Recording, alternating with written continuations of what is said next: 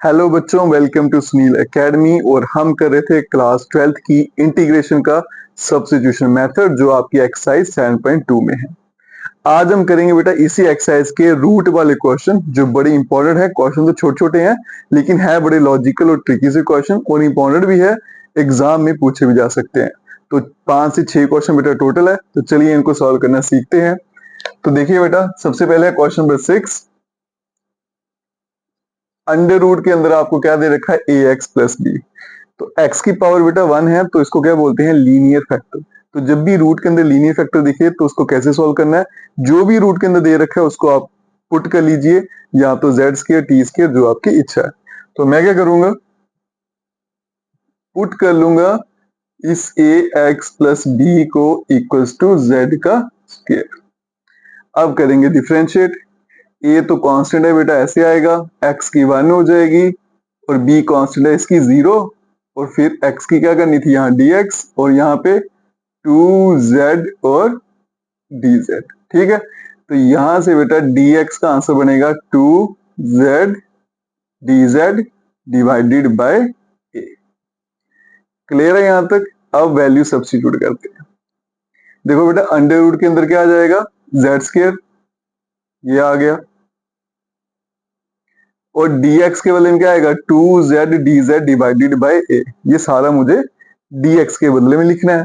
लेकिन अगर ध्यान से देखो तो बेटा ये कांस्टेंट है और ये भी कांस्टेंट, तो कांस्टेंट जो है उसको इंटीग्रेशन के अंदर लिखने की जरूरत ही नहीं होती। तो ये दोनों में बाहर निकाल लेता हूँ, 2 और divided by a।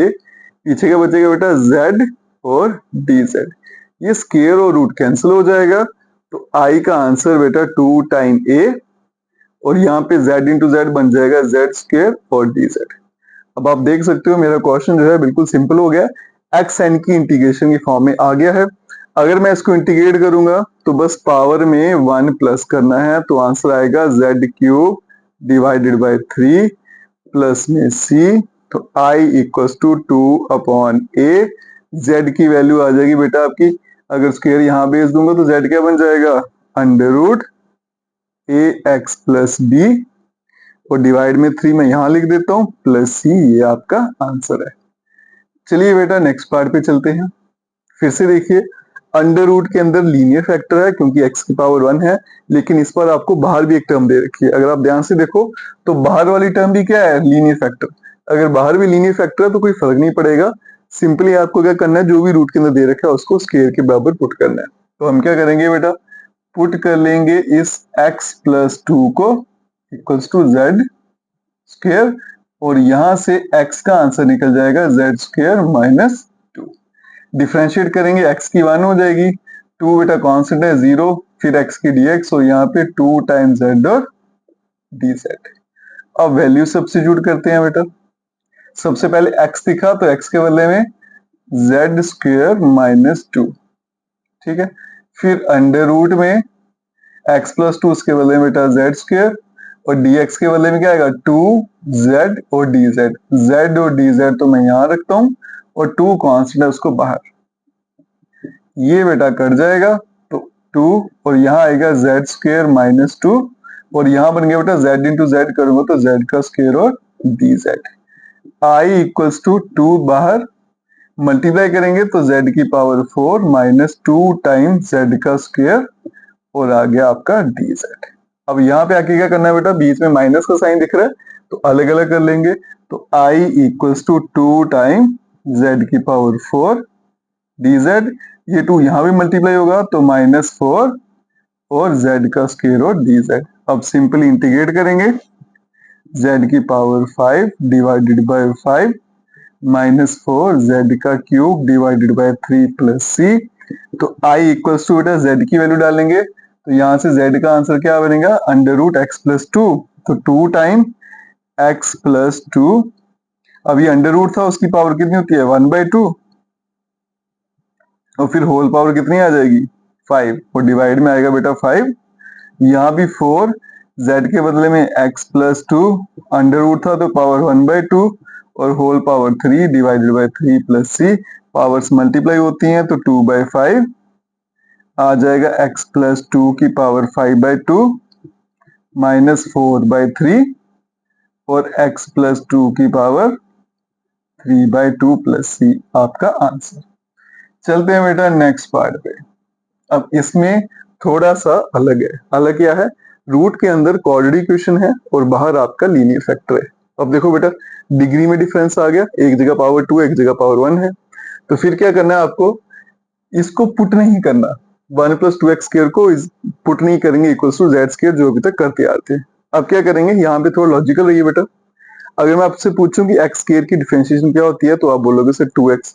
X cube की पूछूंगा तो 3x स्क्र। 3 को भूल जाइए। एक्स क्यूब की क्या हो जाएगी? X square. एक्स 4 की क्या हो जाएगी? X cube.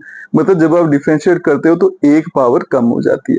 इसी तरह से अगर मैं पूछूंगा एक्स स्क्र की क्या होती है, तो आपके बोलोगे एक्स। अब यहाँ पे देखो बेटा, एक्स स्क्र भी है और एक्स भी है, तो फंक्शन भी मिल गया, डेरिवेटिव भी मिल गया। तो क्या लग जाएगी यहाँ पे? Substitution technique. लेकिन बोलोगे सर 1 प्लस 2x स्क्र भी है। मैंने आपको पहले भी बताया बेटा, सिर्फ फंक्शन डेरिवेटिव देखिए, नंबर को मत देखिए, उसको भूल जाइए। तो मैं क्या करता हूँ, पुट कर लेता हूँ इस 1 प्लस 2x स्क्र को इक्वल्स टू जेड। अब बच्चों के मन में ये भी क्वेश्चन रहता है कि सर 1 प्लस 2 को क्यों पुट किया, साथ में सिर्फ x स्क्र करिए। तो यहाँ देखिए बेटा, 1 जो है वो कांस्टेंट है, उसकी डिफरेंशिएशन 0 हो जाएगी, तो मुझे कोई फर्क नहीं पड़ेगा, इसलिए मैंने कर दी। 2 तो सिर्फ साथ में ही चलेगा। 1 कांस्टेंट 0, 2 भी ऐसे आएगा। x की करूंगा 2x, तो बन जाएगा बेटा 4x, x की dx और z की यहाँ पे dz। तो यहाँ से dx का आंसर आपका निकल जाएगा बेटा, x dx को सॉरी dz डिवाइडेड बाय 4। अब चलते हैं क्वेश्चन पे। x और dx ये दो दिख गया आपको, इसके बदले में क्या आएगा? dz, और यहाँ पे 1/4 कांस्टेंट है, उसको मैं बाहर रख देता हूँ। और अंडर रूट में क्या दिखा बेटा आपको? 1 प्लस 2x के बदले में z। ठीक है, हो गया बिल्कुल सिंपल क्वेश्चन। z की पावर 1/2 है, बस इंटीग्रेट करेंगे और आंसर आ जाएगा। तो i इक्वल्स टू 1/4, यहाँ z की पावर 1/2, यहाँ बेटा dz, i equals to 1/4, z की पावर बन जाएगी 3/2, डिवाइड में भी 3/2 प्लस c, ये 2 से कैंसिल हो जाएगा। i इक्वल्स टू 1/6 और z की वैल्यू 1 प्लस 2x स्क्र, और पावर कितनी आ जाएगी? 3/2 प्लस c, ये आपका आंसर। नेक्स्ट क्वेश्चन पे चलते हैं। इसमें भी अगर ध्यान से देखो बेटा, तो रूट के अंदर आपकी क्वाड्रेटिक इक्वेशन है और बाहर आपका लीनियर फैक्टर है। तो फिर से डिग्री का डिफरेंस क्या है? 1। तो जब भी डिग्री का डिफरेंस 1 रहे, तो आपको हाईएस्ट डिग्री को पुट कर लेना और सब्स्टिट्यूशन लगानी है। तो मैं क्या करूंगा, पुट कर लूंगा इस x square plus x plus 1 को इक्वल्स टू जेड।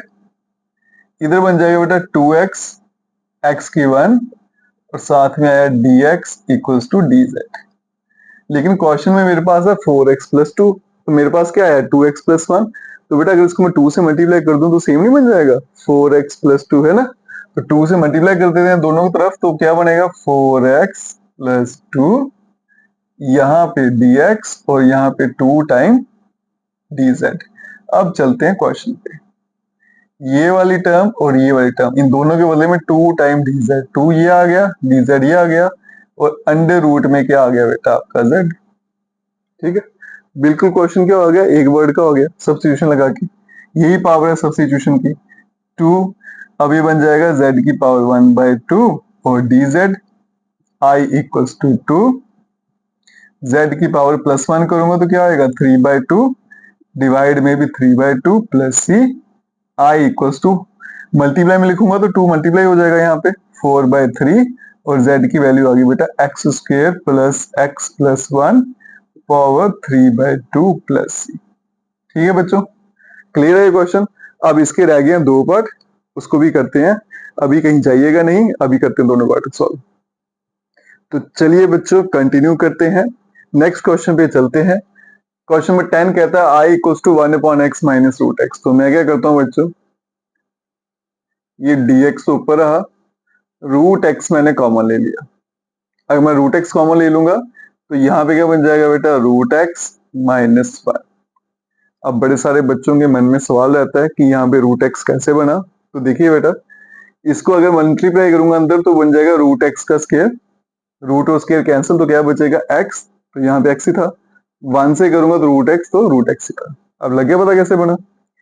अब देखो बेटा क्या करेंगे, यहाँ भी रूट एक्स है, यहाँ भी रूट एक्स है, और मुझे पता है कि रूट एक्स की डिफरेंशिएशन क्या रहती है 1/2 रूट एक्स, तो इसलिए बार बार कहता हूँ डिफरेंशिएशन को टिप्स पे लाना है। तो रूट एक्स की क्या है 1/2 रूट एक्स, जितनी टिप्स पे रहेगी इतना ही आपको आराम से क्लियर हो जाएगा कि क्या सब्स्टिट्यूट करें। तो हम क्या करेंगे, पुट कर लेंगे root x minus 1 equals to z. तो ये बनेगा बेटा 1/2 रूट एक्स, 1 कांस्टेंट 0, और यहाँ पे क्या आएगा डी जेड। अब 2 यहाँ नहीं दिख रहा था तो 2 फालतू है बच्चे, तो उसको वहां भेज देते हैं, क्योंकि मुझे क्वेश्चन में वही चाहिए जो यहाँ पे दिख रहा हो, जो एक्स्ट्रा होगा उसको इस तरह भेज देंगे। तो आई इक्वल्स टू, अब देखो बेटा d x upon root x, इसके बदले में 2dz और रूट एक्स माइनस 1 के बदले में z, तो ये और ये दोनों मिलके क्या बन जाएंगे 2dz, 2 कांस्टेंट बाहर और यहाँ पे dz, और बच गया रूट एक्स माइनस 1, उसके बदले में z। अब याद करिए 1/x किसकी डिफरेंशिएशन थी, log x की, बन जाएगा log z plus c equals to 2 time log, और z की वैल्यू कितनी थी root x minus 1 plus c, और यही आपका आंसर है। चलते हैं बेटा क्वेश्चन नंबर 11 पे। ठीक है, ये रूट वाला आखिरी क्वेश्चन है आपका।